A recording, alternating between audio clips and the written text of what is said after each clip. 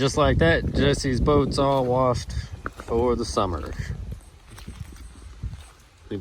He's got to go get a new registration and stuff for it this year. It's time to renew.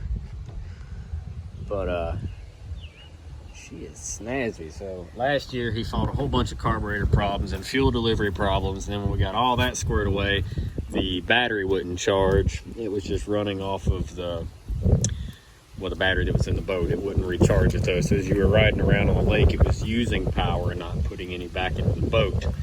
So put I don't know what it was, some stator something or another thing they changed, had a shop do it. And that seemed to take care of all of the, oh, and some sort of regulator they put in it. And then we've got a gauge. We've got that digital gauge right there now that reads to let you know what your voltage is while it's operating. And now it's like 13.9. Fantastic. So, but we just got to vacuum it out now. He pressure washed everything, but we didn't vacuum the carpet out. On the trailer itself, last year, me and Jesse put wheel bearings in it because one of the wheel bearings grenaded. And then he took and had these bars re-welded to those plates because they broke off, which holds your little runner on. So he had those welded. We got new grade A hardware, bolted all this back on. He did that today. I'm trying to think of what else. Oh, we had a leaf spring pack come apart after leaving the lake one night. Which side was it? This side? Oh, was it that side? But there's the leaf spring pack. And there's our leaf spring donor pack, which ironically enough came off of a trailer. A little, like a jet ski style trailer. It was the same, thankfully. But we were leaving the lake and the clips that hold the spring pack together started coming apart. And then the bolt that holds it all together in there had come out, and we were hitting bumps and losing springs. They were just falling out. And what we ended up with was 2 springs holding the whole program together. And the only reason the one stayed is because it's physically the one that goes to the shackle. That was a fun time. And the axle was trying to move, so I took a ratchet strap and tied it around the axle and strapped it to the trailer to hold it centered and got us home. So then we took that jet ski trailer apart, fixed that. It's been fun. Don't forget your whoop ass stick.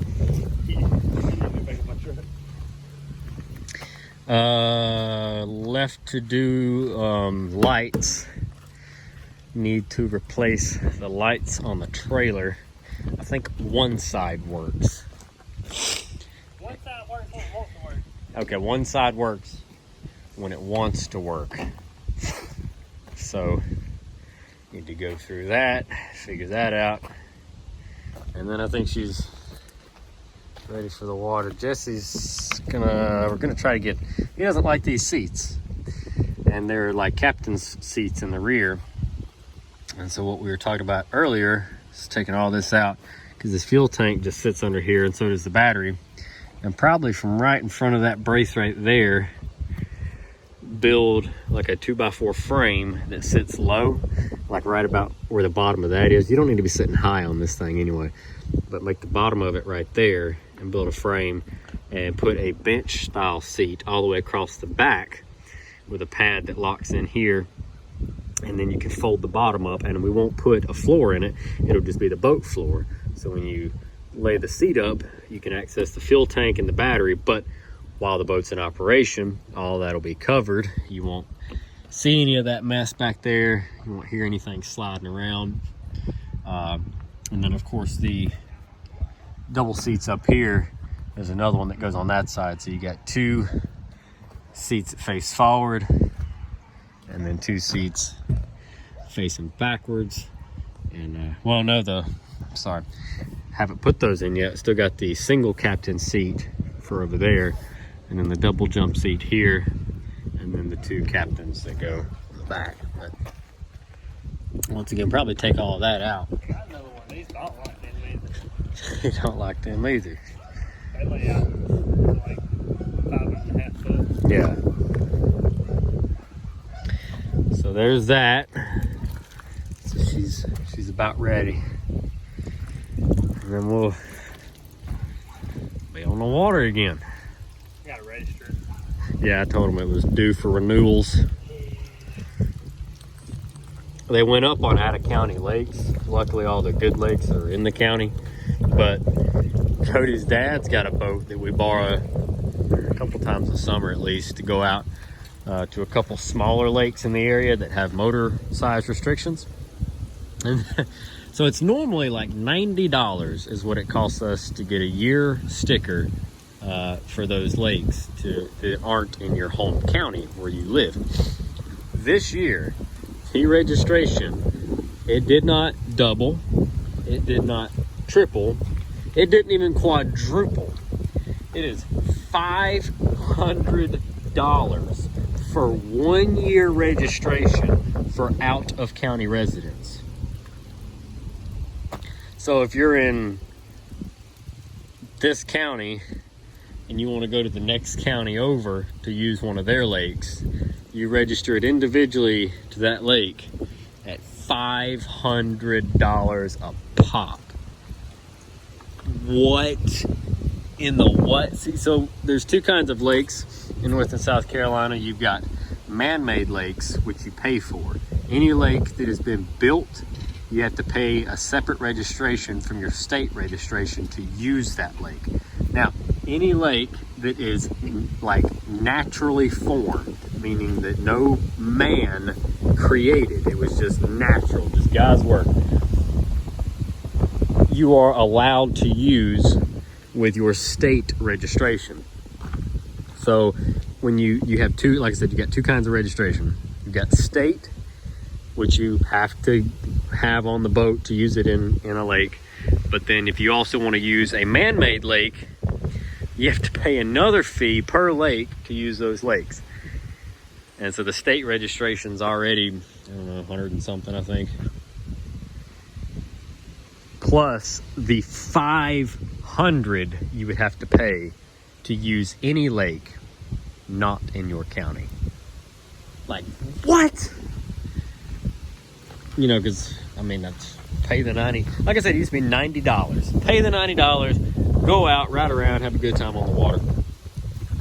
$500? Are you kidding me? I know of a ton of people that have just opted out of that separate registration.